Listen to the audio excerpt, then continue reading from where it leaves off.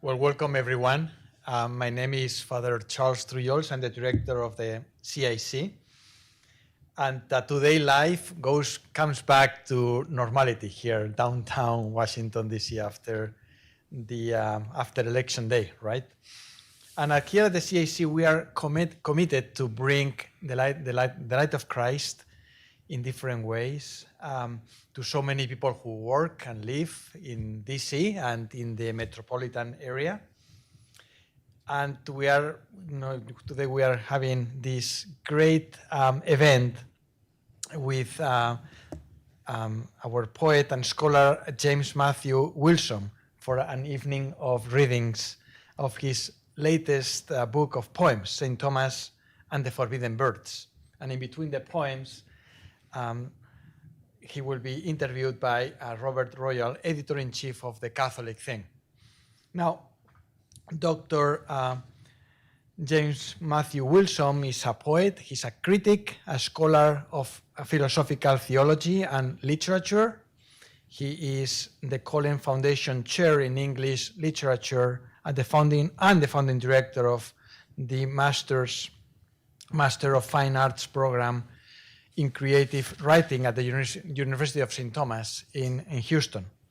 He's author of 14 books, and his most recent collection of poems of St.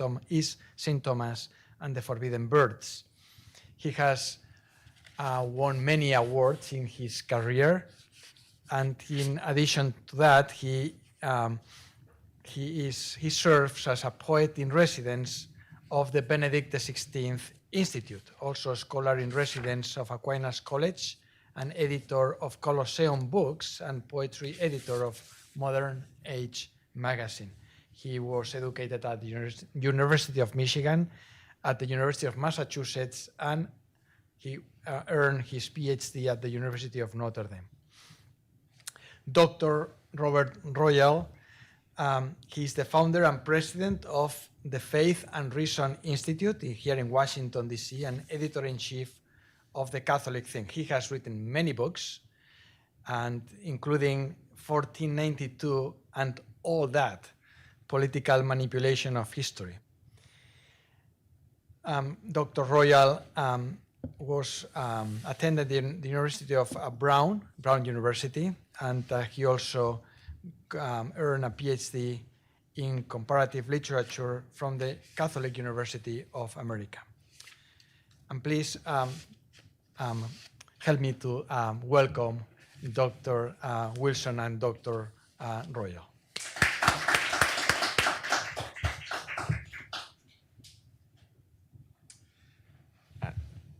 Thank you, Father, and thanks those of you who I'm sure were up kind of late last night for making a little time this evening to join us here at the Catholic Information Center. Is this okay? Yeah.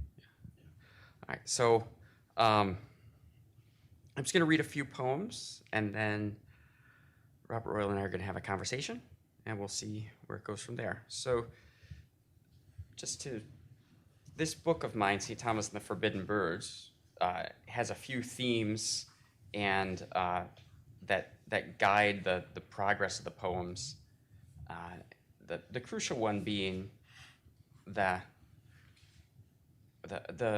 balance beam one walks through this world between fear and wonder, or maybe I should say between awe and fear. And so the opening poem of the book, I think, captures that nicely. And this is a poem, very short poem called To an Unborn Child. Storm clouds move in and darken all the house. The morning paper on the kitchen table, dim, where I've been reading some reporter's grouse at things already bad, now growing grim. Most of the prodigies agree with him. I rise to light a lamp and hear the thunder and watch the first drops thudding on the lawn. Your mother joins me. Here we stand in wonder between the hour that marks your life's first dawn and that one still obscure we're counting on. So there's thunder and wonder is, I think, a helpful rhyme to guide one through this book. One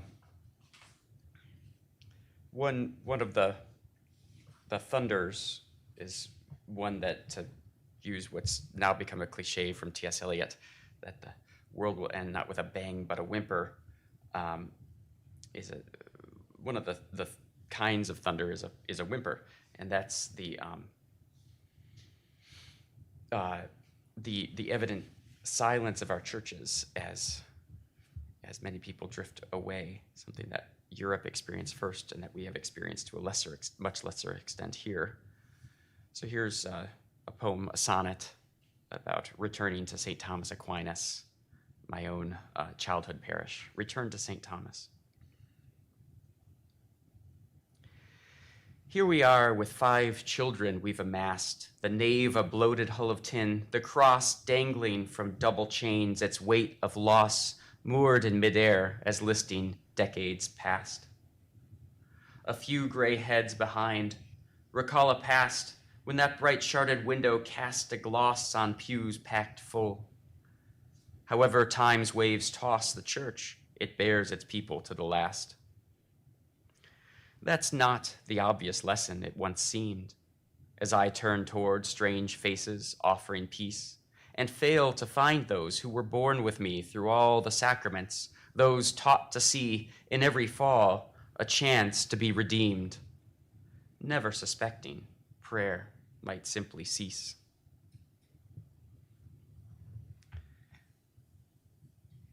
And just to counteract that, I'll read the next poem, a little poem of wonder. Lilacs. You stand beneath the lilac bush at night and smell her heavy blossoms. Think, right, I've caught this scent 1,000 times before, which, subtle though it is, you can't ignore. It fills the mind and yet escapes it too, as every mystery worth the name will do.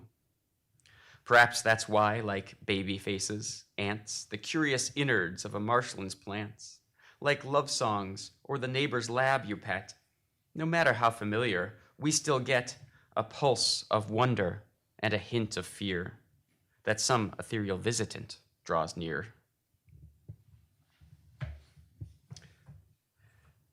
But lest you were enjoying that scene in the garden, I'm going to give you a more depressed kind of flora.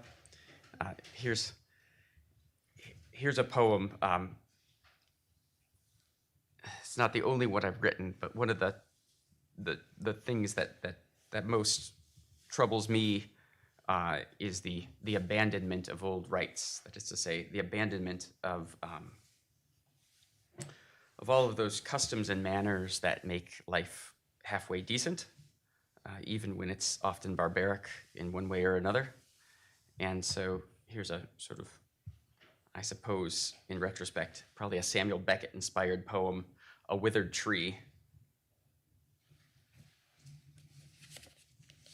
What form that we have found in time to give to time shape of what stands outside of time, as does a rhyme outside a verse's measured bands, is all that we were looking for. As once we know it, we shall see its figure give out evermore the splendor that it is to be. But say we had just swept away all that was found by those before, just to allow a freer play to our desires and nothing more. Yes, say we did, indeed we did, and stand in arid poverty, our anguished gestures vain amid a furrowed field with withered tree. The several poems in this book, as those of you who own it are already aware, was published by Bishop Barron's Word on Fire Press, and several of the poems in the volume, in fact, were written as commissions for Word on Fire for their magazine Evangelization and Culture. And a couple of the poems in here were specifically written for a special issue of that magazine that was focused on Bishop Barron's theology. And this is one of them. And I'll mention two things of note, although I think in the context of the poem, it's easy enough to pick up. One is my mom was born in Chicago. I grew up in the south side of Chicago, and so the newspapers referred to her big stacks of the Chicago Tribune. And then for those of you who don't know him, the first great poet of the Harlem Renaissance, and in fact the poet who launched the Harlem Renaissance, was the Jamaican-born poet Claude McKay, who published his first two books in a very hokey Jamaican dialect, but then he came to Harlem and saw the life in 20th century America, fell in love with it, and also and brought that love into connection or communion with his other great love from youth, which was the verse of Shakespeare and Keats. And so McKay has a poem called Tropics in New York, which is referred to in this poem in passing or kind of redescribed. It's a poem called Remember. We laugh to hear some crank philosopher once taught that learning is remembering, and what the soul knows now it knew before, but buried with its birth, as if life were a gradual return to everything precious and splendid that our minds adore. Yes, we know better, don't we? That the curse of time runs like a cataract downhill, a surge of force that batters all to nothing. The bad is carried blindly to the worse. The dancer's lively bones will soon lie still. The spring itself at last will cease its frothing. But then I recollect my mother's face, she born among the rail yards and skyscrapers, but having left them all long since behind, grew luminous when someone from that place gave her a bundled stack of old newspapers and brought the absent city back to mind. Or picture, in some noisy Harlem street, the eyes of Claude McKay spy ginger root and tangerines piled on a grocer's cart. At once his heart flies from the city's beat, borne back to native boughs weighed down with fruit and prayers abandoned in pursuit of art. He would, years on, seeking the paradise the Russian Revolution brought to being, find himself drawn instead within a church and bowed before the altar's sacrifice, that body of the dead man he'd been fleeing, as if it were the object of his search. And so it probably was. For what we seek, we cannot really know, or it would be already ours. We trust in our desire, not just to bear us through another week, but as eyes wait for light's return to see, and cold hands open on remembered fire. Late in this book, there are several devotional poems. And one of them it has a curious origin.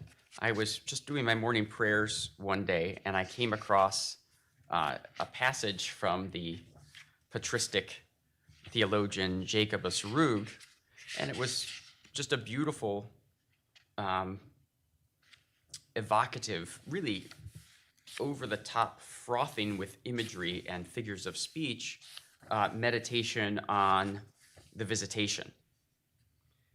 And so I just said, these figures of speech are so wonderful, they need to be put into verse. So I immediately put them into verse, and in fact, the poem came out very quickly, and after a few revisions the same day, I thought, I think this might be done. So I sent it to First Things. It was quickly published.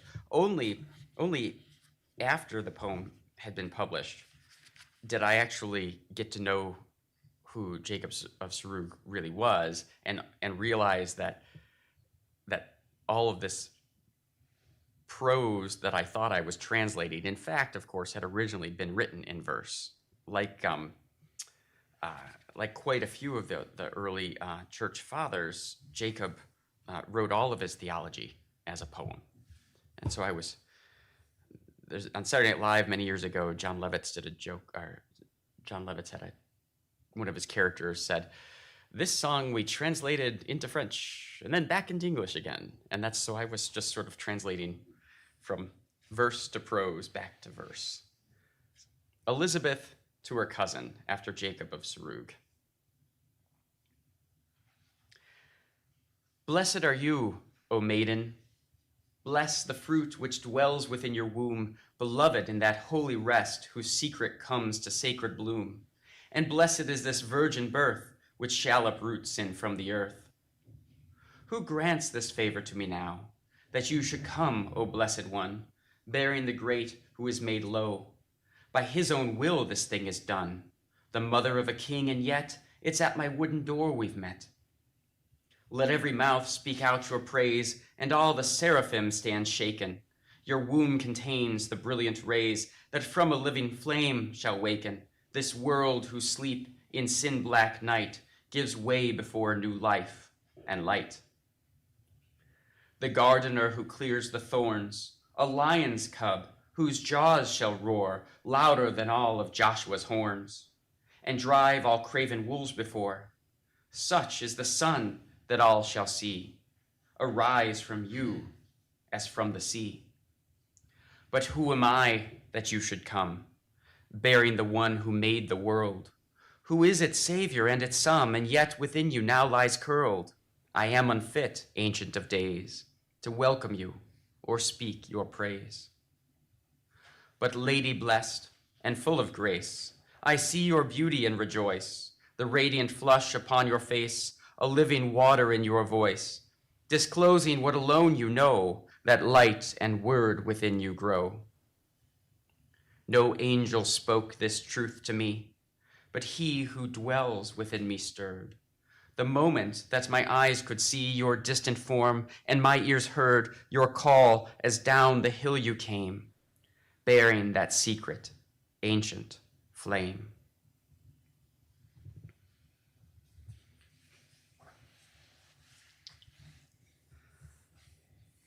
So I'm a very pedantic person, and so among the things that I have squandered my waking hours doing is creating a chart where I calculated all of the verse forms in which I have written my poems, and I discovered that the math plays out just as my assumption had been, that about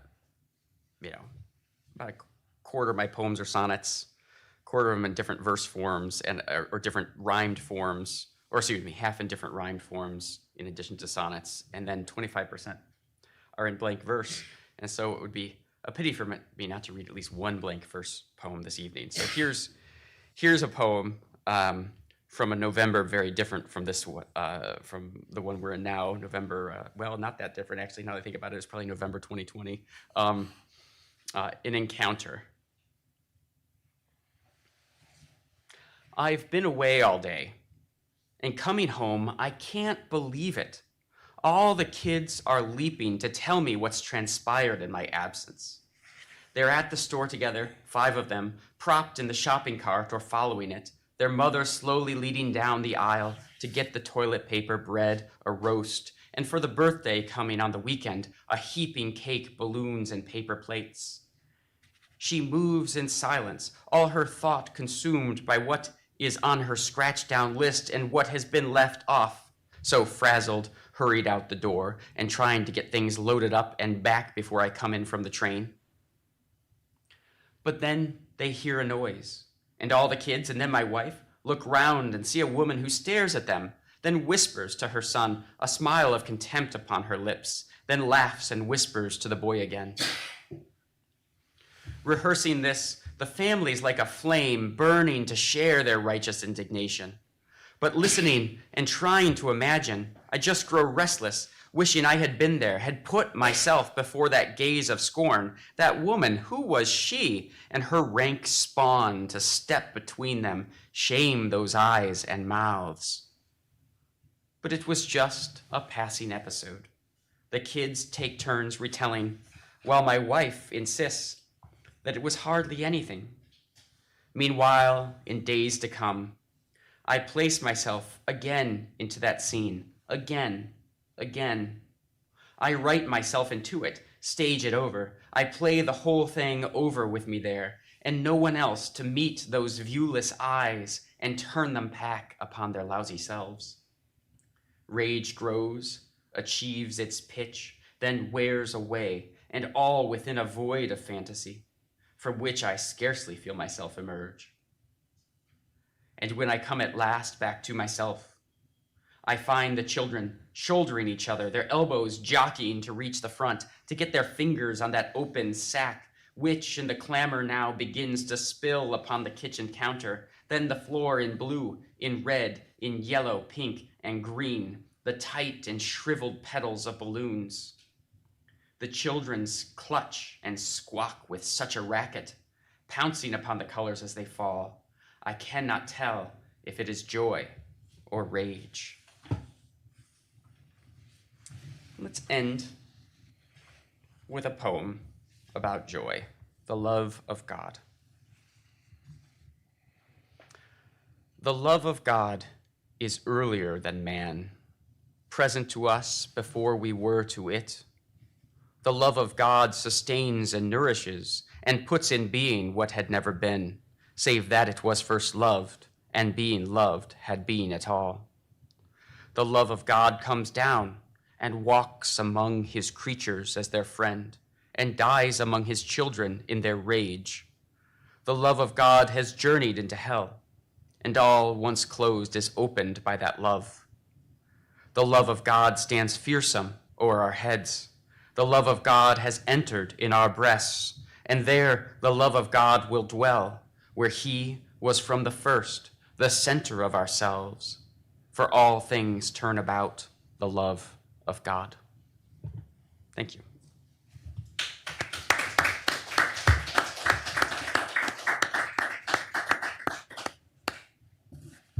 Ready to talk? Yeah. I don't know if we have a microphone here, but I think that's a microphone. you'll have to hear our voices, I guess, without amplification. The live stream won't pick it up. Is there a way to grab that mic? That's not a microphone right there? Yeah, but I don't think that's for the. Maybe we should get Okay, that. I'll get it. Yeah. Well, while we're waiting, It's working. It's very amplified. okay, so you can hear it out there? Yes, Okay. right there. All right. We'll do Q&A later on that. All right, okay. Thank you. I'm delighted to be here with my friend James Matthew Wilson because I really think of him as, I know a lot of writers. I am a writer myself, but I really kind of think of him as one of the shining lights of American writers, and not just American Catholic writers, but American writers in general. So if you just will indulge me, I'm going to read myself on the back of this volume, because I really thought about the pre-publication comment that I made.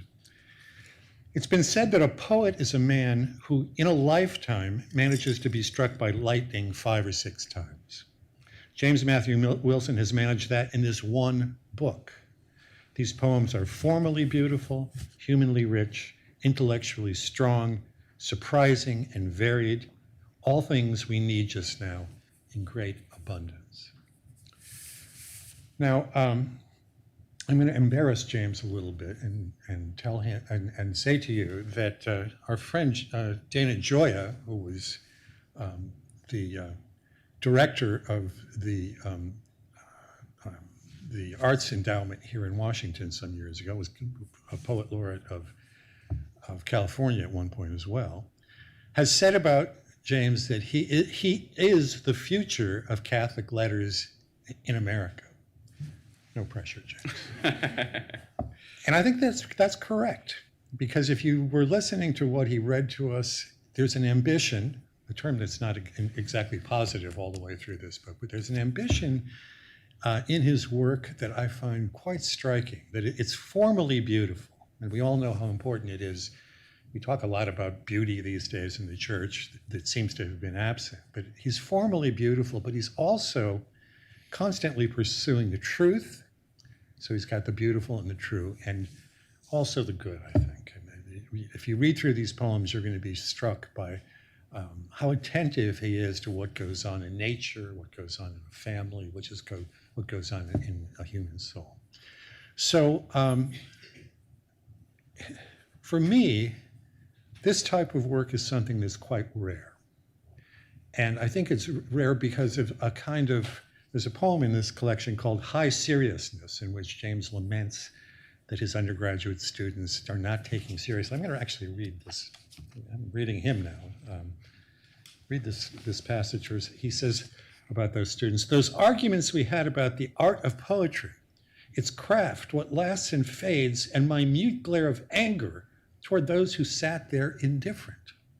How could they not see our lives staked on rhyme, a civilization rise in Sidney's meter, not see the laws of being mirrored in well-ordered words?"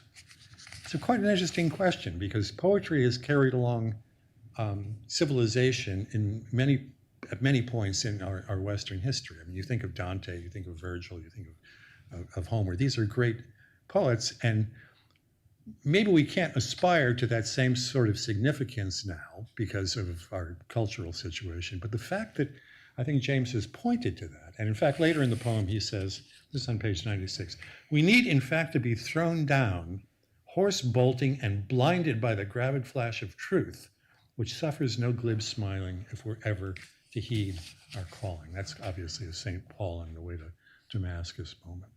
So let me just ask you, James, you seem to have, maybe you didn't plan out that each of these poems would be in this collection, but you seem to have this impulse towards something in terms of Catholic literature, Catholic intellectual life. How do you conceive that to yourself? That's a tough question. Okay, let me think here. So the first thing I think, and it goes back to the serious, maybe too serious undergraduate of that poem and graduate student is I know early in the early 2000s, I wrote a poem I don't think I ever published. In fact, I don't think I ever really finished it, but I think the first couple lines were, "There's nothing that has been that cannot be again." And one of the concerns that I've had from the beginning, and I think this is a concern of a lot of people, is that there's no reason we can't have reasonably good things. We can have a decent civilization. It's not impossible. But you have to be willing to try to cultivate that civilization. And for me individually, what that meant was recovering the kind of vision that a poet like Dante can offer us. And indeed, that goes back to my own student years, which was one of the great moments of my early adulthood was signing up for a class in political economy, a class that I'd been looking forward to taking since I was 16 years old. I wanted to go to college and do international development and get into politics. And I did all the terrible prerequisites, taking economics, etc., which was very boring. And I finally get to the first day of this class. I've already purchased all the textbooks, which was a huge, gorgeous stack, and I thought I'm going to learn so much this semester. I went to the first day of class. The professor made his introduction of the course. It all sounded very good, and as I walked out of the classroom, something felt wrong, and it was just like a switch. And so I went home, and this will tell you approximately how old I am, neither too old nor too young. I went to the phone so I could drop the class because you had to. It's a brief period before computers were used for things, but after you had to go and register and deregister for classes in person at universities, where you could do things on the phone. And it's worth saying, since this was at the University of Michigan, that the phone voice you interacted with was James Earl Jones's voice, because he was a graduate. So drop the class, sort of like that. So I dropped the class, and it was. And I just signed up for a class in the Divine Comedy. And I had no exposure to it whatsoever. My parents had tons of books around the house. My dad was a biochemist, and he thought about biochemistry, and those books just sat there moldering. Occasionally, I remember picking up Dante, but not knowing what to make of it, and putting it back on the shelf. And so I don't really know why I signed up for that class, but I felt as if it was a monumental decision, so much so that if you remember the way in the movie A Christmas Story, Ralphie sort of lingers in front of the teacher after he's written his theme about getting a BB gun. You know, Chris will know this. Yeah. I'm following. Yes. Okay. I sort of lingered after that first Dante class by the professor's desk, just sort of, I signed up for your class. She said, yes. It's good to have you. And I was like, yes, it's good to be here. And I just stood there, and I finally left. And I didn't know what. I had no basis for knowing why this seemed like an important thing. But I went home that night and read the first 9 cantos, or first 3 cantos for the next class. And it was in Singleton's translation, which the translation is not that interesting, but his commentary is. And just reading the poem and then seeing the commentary, that was the first real moment, concrete moment in my hands, where I had in my hands the fruits of an entire civilization. Singleton's commentary tells you all of Dante's allusions, and just, it was reading through Dante's poem would have been an education in itself, and it was an education itself, just the poem, but then to also feel the ferment of a 2,000-year civilization threading through those lines, I just thought, why cannot everyone have this? And why was I not given this? I'm as Catholic as Dante, aren't I? And so that was a really pivotal moment. And so when I turned, I was already an aspiring writer at that point, but when I turned to poetry, I just thought we've got to recover all of the good things that we can have, and of course give them a new form that's sensitive to the contours of history and to the present moment, so that it's not merely a sentimental voyage, but a genuine retrieval for the present. But it seemed to me as if that was the only thing to do. I'll say one more word about that. In the 1990s, American literature was particularly unambitious. The great short story writer who sort of dominated literary culture in the 80s and 90s was the very good short story writer Raymond Carver, who was a wonderful writer. But everything he did was minimalistic. And it had the effect on prose fiction that punk rock had on rock music, which was to say, anybody can do this. I loved Carver, but it had led literary fiction and American poetry to become, in the worst sense, tame and domesticated. There are good senses of those words, but this was in the bad sense, in that it was as if to say, we just can't do great things anymore. And so I wanted to see how we could do great things without, of course, losing a sense of also the goodness of those small things that Carver did. I had a similar experience when I first encountered Dante, and I told a female theologian of my acquaintance many years later that I studied philosophy and theology to be able to understand Dante. And she looked at me and she said, "My God, you're serious, aren't you?" That someone could take a poem that seriously and bring those other disciplines to understanding. Let me ask you a less ambitious question. What possessed you to call this volume St. Thomas and the Forbidden Birds? Which you didn't read, by the way. I want to hear you read that.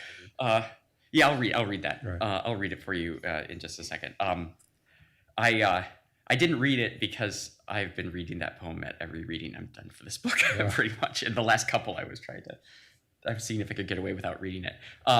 But that's actually a story worth telling. So, like any modestly ambitious person, for many years I've read a little bit of the Summa every morning before doing my real work for the day, but after coffee. And at one point, I was really good at it, as in every morning I was doing it. And so I had gotten, by that point, this is 2017 or so, into the treatise on law. And in the middle of that treatise, there are several questions on the old law, the Mosaic law. Now, it was a common claim, and I don't even remember who said this or where I first heard it, but it's one of those things that's just sort of in the air.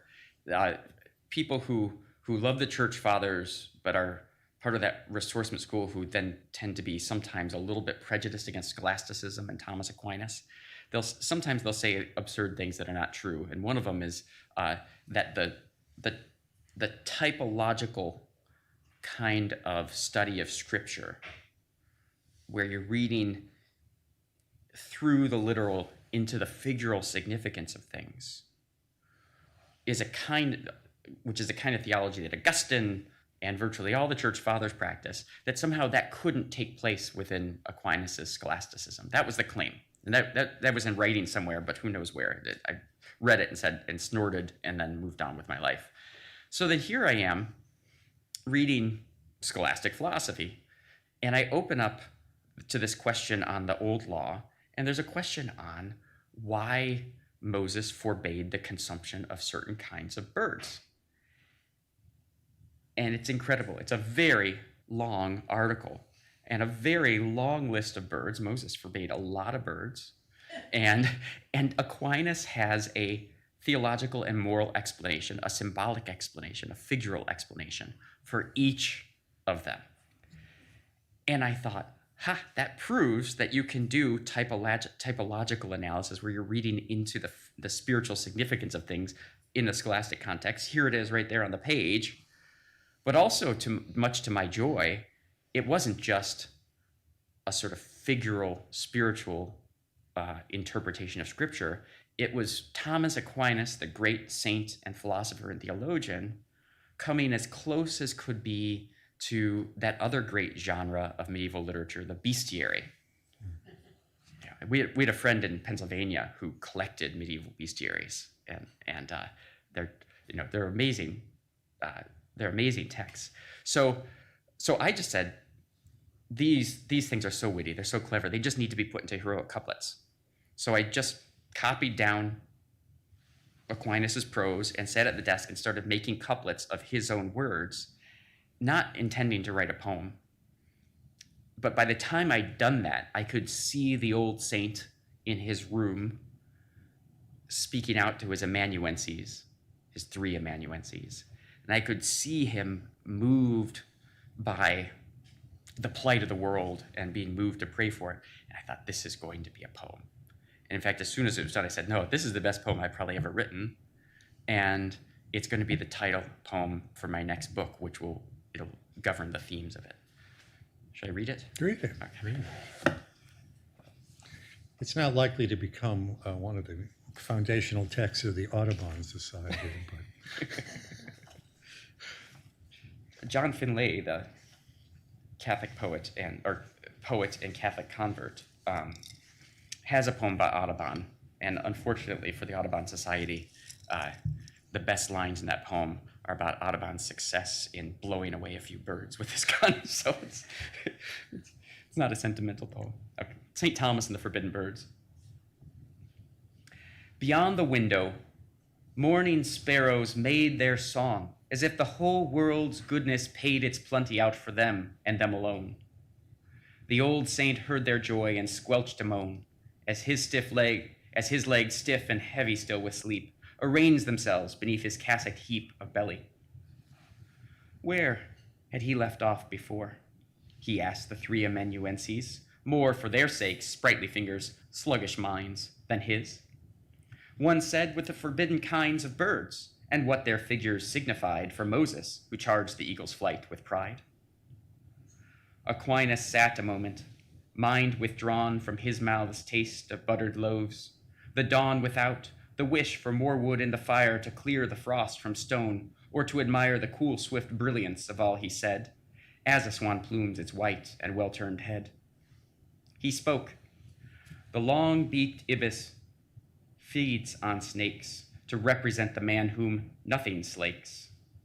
Feasting upon dead bodies' open gore, the vulture stands for all who thrive through war.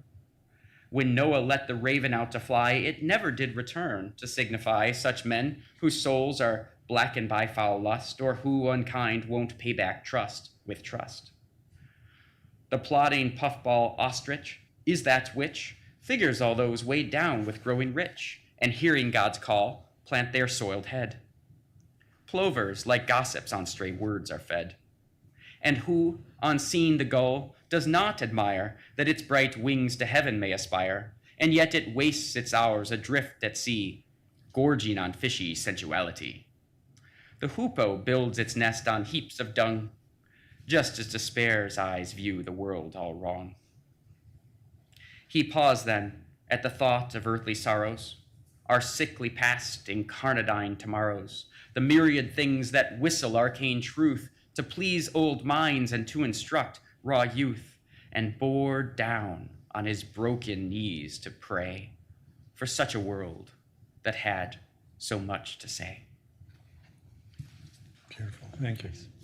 When I was rereading that poem today, it struck me how the word pride has changed significantly since St. Thomas. Mm-hmm. And if you notice, some of those other vices also are kind of ambivalent in our time. I want to move off to a different type of subject, maybe. In fact, I want you to clarify, because you and I have talked before about your interest in Catholicism here in America specifically. Mm-hmm. And I think that is something that it's interested me since I started as a writer. My very first book, his father said, was called 1492 and all that, and about the controversies over Columbus and the coming of Christianity to the New World and whatnot. But you've written some very serious, longer work on America in particular. I think, I don't want to typecast you, but I think you're also becoming a Michigan poet. Yes. Or maybe you always were. Well, yeah. So we've talked about the high seriousness of philosophy and whatnot. Give us a little bit of a background on your interests in these concrete historical places. Mm-hmm. America, which is a place we're all, of course, concerned about, and your kind of local dimension as well. So it was one of the blessings of my life to be born in Michigan, to grow up there, and to live there again now after quite a few years away.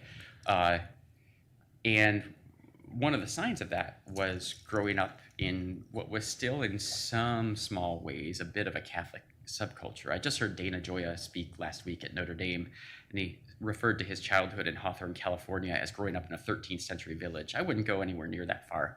We had Atari, for instance, but I'm nowhere near that far. But there were little inflections in St. Thomas Aquinas School that gave us a sense of ourselves as part of an American Catholic subculture that had its own history. And Maggie has heard this a million times before now, but one of the most obvious features of that was that we were just sort of taught, not explicitly, not told we must do this, we just sort of did it to root for the French and the Indians in the French and Indian War against the English, because the French were Catholic and the English, the Redcoats were Protestants, and we were allowed to switch allegiances when the American Revolution came. But you go back a decade and you side with the Catholic people. It was my good fortune, incidentally, many years later, to have, as I still do, living down the street from me, the historian John Pinheiro. Because John Pinheiro has written a book on the San Patricios, who were the Irish Catholic immigrants to the United States who, during the Mexican-American War, switched sides because they would rather fight for a Catholic country than a Protestant country. So that's why you get those Dermot O'Kellys down in Mexico, because they're descendants of the San Patricios. So anyhow, I knew exactly how they felt. So we were taught a kind of history of America that had its focus on the St. Lawrence Seaway, and the Jesuit missions and the French fur traders who came to have commerce with the Indians. And of course, the history of Quebec is such a beautiful and touching one. I'm just reading Willa Cather's The Shadows of the Rock, the novel about old Quebec. Is really, it's not her best book, but it's wonderful to just capture that that scene. So that was long on my mind, and in fact, years ago, I called up the number to St. Thomas Aquinas School to ask if they had the old social studies or history textbook that we used to learn our Michigan history and learn about Father Marquette, etc. And no, of course, like every good thing, it was thrown away. So I gave up even thinking about writing a poem or something about it. A few years later, I was down in Tucson visiting the mission San Xavier del Bac with my 6-month-old to the day oldest daughter. So she was on my shoulders, and we went into that beautiful church. And I thought, this movement of the missions to the north is the sort of the vertical axis of a crucifix, and the westward expansion of the English Anglo-American settlers is sort of the cross beam. And there's a sort of painful, even tragic history in where those two things cross. An expansion that's largely driven by the Spirit, and one that's largely driven by finding gold or something like that. Although the Spanish did plenty of gold searching. Anyhow, so I was moved to write a poem about that too, but that too came to nothing. And so years go on, and Maggie Gallagher calls and tells me that there's going to be a mass composed by Frank LaRocca called the Mass of the Americas, which will commemorate both the Feast of the Immaculate Conception and the Feast of Our Lady of Guadalupe. Of course, these are the two patronesses in one woman of the Americas. And so I was asked to write a poem about it, and I said, I'm not going to give you a poem, I'm going to give you a book. And so I came out to hear the Mass, deeply moved and transformed by it, and went home and began just thinking about how I could capture the secret Catholic history of America. And so what unfolded, it was about 2 months of continuous, I did nothing but write for 2 months, and read and research and write for about 2 months. What unfolded was a 7-part poem, The River of the Immaculate Conception, which is a 7-part lyric sequence that follows the liturgical form of Frank's Mass, but also has a historical form that discloses these sort of secret chapters of America's Catholic history. And the crucial thing in getting to 1492 and all that is I think the last point I want to make here.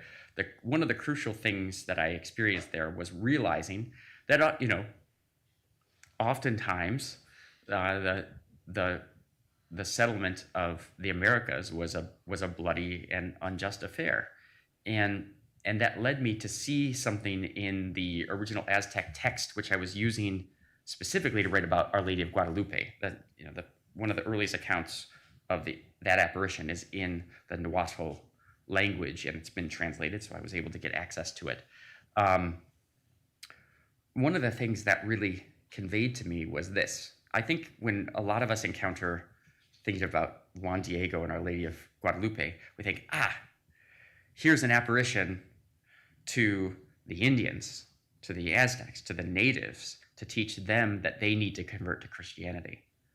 But in fact, I don't think it's in any way a stretch to say, in fact, that apparition is every bit as much looking toward the European Christian settlers of America as it is towards the natives of this land, and to teach them to recognize the humanity and the Imago Dei and the calling to and their own duties as Christians to these people, and to bring them into the fold, to recognize them as brothers. And so that the moments in American history that are not triumphs like Washington crossing the Delaware, but are rather fugitive moments where we find God's grace operating in this land well outside the corridors of power and the state ends up being one of the central themes of that book. Does everybody know what the River of the Immaculate Conception is? Does anyone know? Does anyone know? I ask this question a lot. Nobody knows. No, Want to take a guess? no credit. It's the Mississippi River. Imagine. It was consecrated to Our Lady. Yes. To be fair, the Jesuits were consecrated just about everything they Yes. touched. For Our Lady of the Immaculate Right. Conception. Yeah. So that actually sums up the whole meaning of the poem, because it never becomes a political name for the river. That is to say, when we look on a map, we see the Mississippi, but it's been renamed in the sense of being. It was named. Marquette was going to call it the River of the Immaculate Conception. That was the intention. But by speaking words of prayer in that place, he transforms the place, not by force and by power, but by creating an opening or giving an opening for God's grace to lead the way. And that's again the kind of the secret history. One last point I'd like to, and I think Angelica wants to have us ask some questions. James, I was very happy to be part of the very first conference in Houston at the University of St. Thomas for your program in the Master of Fine Arts at that university. And it was a extremely interesting group of people there, great presentations. This program has been going on, and it was very impressive. I think I must have been there, 5 years ago? 4 years ago. Tell us a bit about where it is now. I imagine it's even more impressive. James is an entrepreneur. He's not only a writer and a philosopher and a historian, but he's making poems, and he's also making poets and other writers down in Houston. So it's funny you mentioned the word entrepreneur, because at some point 10 or so years ago, I was looking with envy on my father-in-law, who's a wonderful winemaker and has been. I know most people don't think of Michigan as a wine region, but it is. But he's been the most distinguished of the winemakers in that region for the last 30 years. And every time I'm around him, I just ask him all these minute questions about his business, because I was just falling in love with the idea of making something like that, making a business. So happily, when I was invited by the University of St. Thomas to start a Master of Fine Arts program in creative writing, I thought, this is saving me from disaster, because if I had to do anything with balancing a budget, it would go under very quickly. But here, I could just do this kind of stuff that I know how to do, but actually build something along the way. So we started the program 4 years ago, and we were shocked immediately by how many people wanted into the program. And we ended up accepting 36, I think, the first year. We have today over 100 students in the program.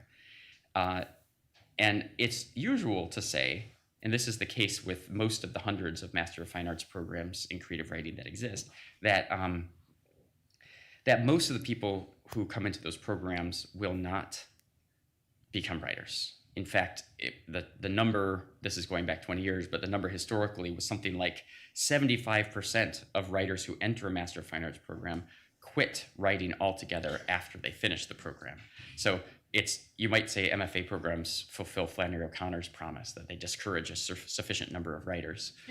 But we've been fortunate, first of all, because a lot of the writers, the aspiring writers who have come to us, or the applicants who have come to us, I should say, are not aspiring writers. They're already successful writers, and they wanted to be part of our program because of the kind of formation we could offer.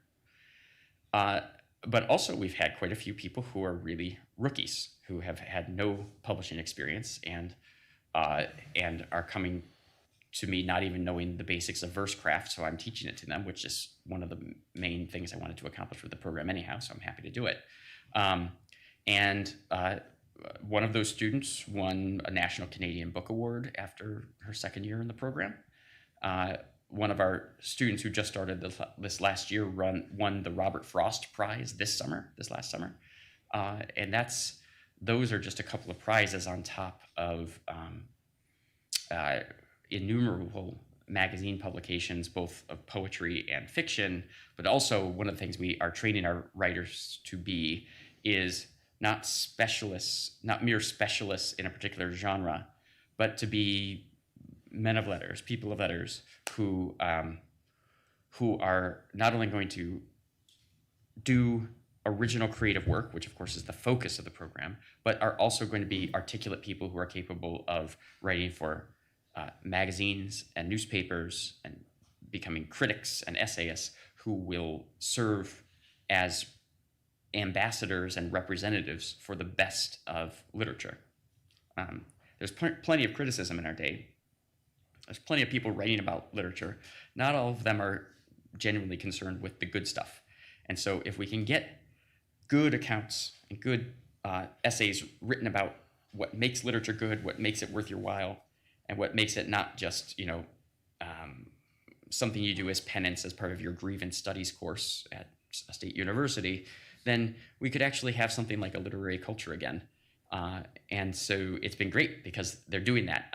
One of our students in the first year interviewed the great Catholic novelist Christopher Beha for America Magazine, and since then our students have been plugging in the different periodicals here and there ever since, and some of them are now editors at large publishing firms, including one of the big five, and we have some who have one who's gone on to become an editor at our Sunday Visitor. So they're doing good things, and they're not narrowly just trying to write poems for a specific coterie. They're trying to write work that will reach out to the whole church and to the broader American public, so that we can actually have a literary culture once again, and not just a coterie culture. Angelica, is she in the back there? There. Oh, there's the Yeah. mic. Okay. Anybody want to ask a question, make a comment? Questions are better than comments, by the way. Yes, thank you very much for your presentation. You mentioned at the program that you offer formation. Could you speak more about that, what that looks like? And you mentioned your own morning prayer. And what is the relationship between the spiritual life and your creative work? Thank you. Well, the first question is easier to answer than the second one, I think. So as it happened, I was just talking I just gave a short lecture at Notre Dame last week about this. In art scholasticism, Jacques Maritain says there is no school of Christian art, as in where one goes to study Christian art. But here we tried to create a school of the Catholic imagination. And in that same book chapter, Maritain says, if you want to be a Catholic, if you want to make Christian art, then be a Catholic and do a good job and make a good work. And that's it. And so that doesn't seem like the most helpful statement, but actually it is pretty helpful. So we emphasize two dimensions. First of all, a workshop, artisanal approach to craft, mastering the techniques across the centuries of how to write verse, of how to write a good plot, of how to structure a good plot, of how to write good sentences. All the minutia is front and center, and that's the first thing our students encounter when they come into the program for the first semester. But because we're the world's only Holy Catholic Master of Fine Arts program, and so we were able to design an integrated curriculum where all of the other classes are, on the one hand, giving you the resources as a writer that you need to be able to draw on and build upon the tradition, to familiarize you with the tradition, so that you can use it and also appreciate it. But also the courses are geared to be a kind of spiritual formation, and they're actually built out of different theories of ascent, the movement from the mundane up to the transcendent that Dante follows through the Divine Comedy, that Pseudo-Dionysius follows through his spirituality, etc. St. John of the Cross, I could go on. But the courses themselves are designed around this pattern of ascent. So to try to cultivate a sort of inward sensibility of a vision of reality, and to lead our students to participate in it. So of course we have prayer as part of the program, but the curriculum itself is intended to lead our students on a spiritual journey so that we're shaping them as craftsmen, as artists, but we're also shaping them as Christians. It's out of the vision that they'll have as fully formed people. Not that they come to us exactly unformed, but it's out of that formation that they'll be able to see better in order to make things with genuine artistic vision.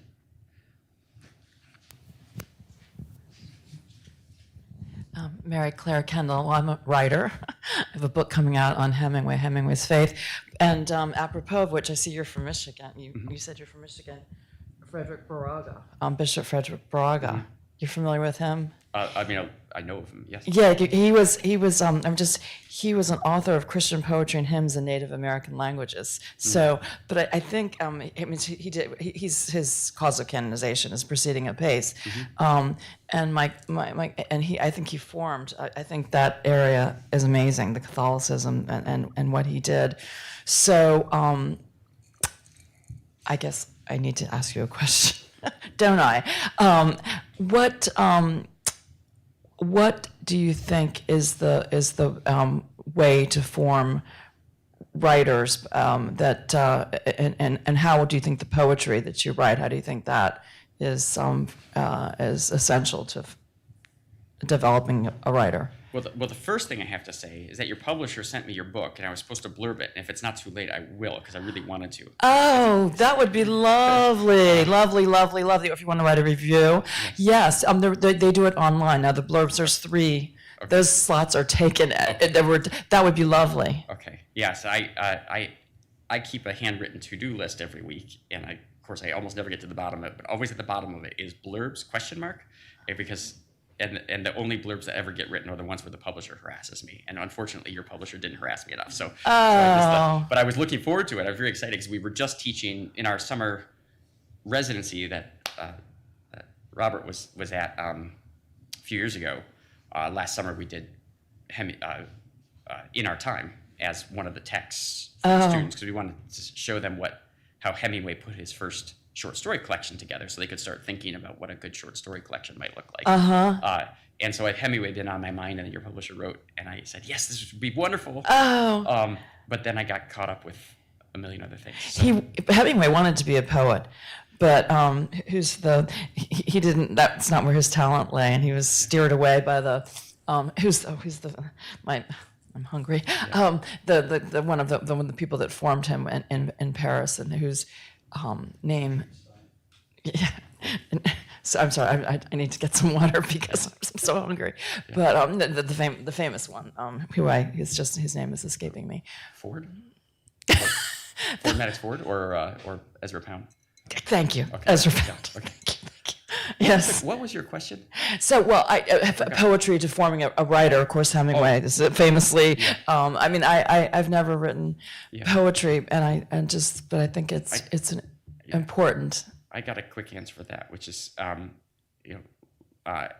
literature, works of art are made out of other works of art, and so there's no substitute for learning and mastering the tradition.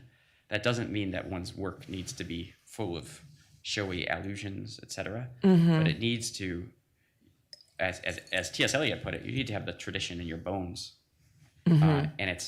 And that's because the new work that comes into being is simply the overflowing fruitfulness of the works that have come before. Mm. And so if you're detached from the tradition, there are very few things that you can do. So we just try to make our students as fluent as possible in the mm-hmm.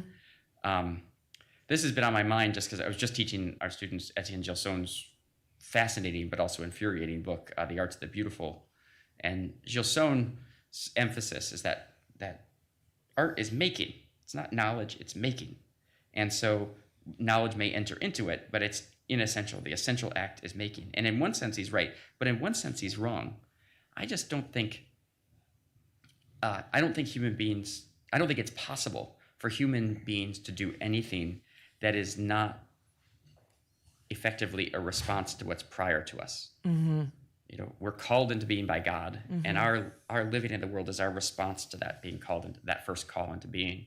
And that pattern of being responsive, of always coming second, is just characteristic of what it means to be a creature. And so that goes for artists too.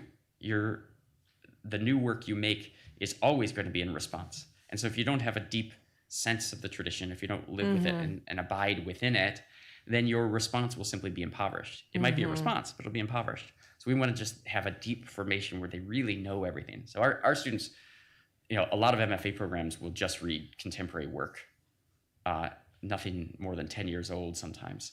And we have our students start with Virgil and read Augustine and Dante. They read Plato and Aristotle, and it's a great books program for writers. They're going to know the whole tradition and be able to live with it in their bones and write with it in their bones. Beautiful. Maggie, One did more you? question, if anyone has. Maggie Gallagher. Hi, thank you. So I'm so inspired by what you've achieved with this MFA program. I think it's an enormous contribution to Catholic Renaissance in culture broadly. It wasn't what I think many people might not be aware of when listening to your description of it is that you don't have to go to Houston and live there for 2 years to get this MFA. And I'm wondering if you could speak a little bit about how you balanced the in-person relationships with, and what then becomes a relatively inexpensive Master of Fine Arts program that a poet could potentially afford. Yeah, even I don't go to Houston, so I do it all from my office at home in Grand Rapids. But yeah, so the only way for a program like this to work was to be online, because though we have quite a few students in the program who are coming to us at that age where one is mobile, right out of college or a couple years out of college, most of the people in the program already have careers, and they're just looking to get serious about their writing. And so holding the program online is essential for that reason. But I think it's the case that virtually everybody who even thinks of applying to a Master of Fine Arts program in writing is the kind of person who's been reading his whole life, who's been writing his whole life, but has never had even one person with whom he could talk about these things. And so we put friendship at the center as a goal and a principle for the organization of the program. So even though it's online, it's 3-hour, seminars once a week where everybody's together and conversing and spending time together, at least in conversation. And you never know, you can't know in advance what's going to occur therein.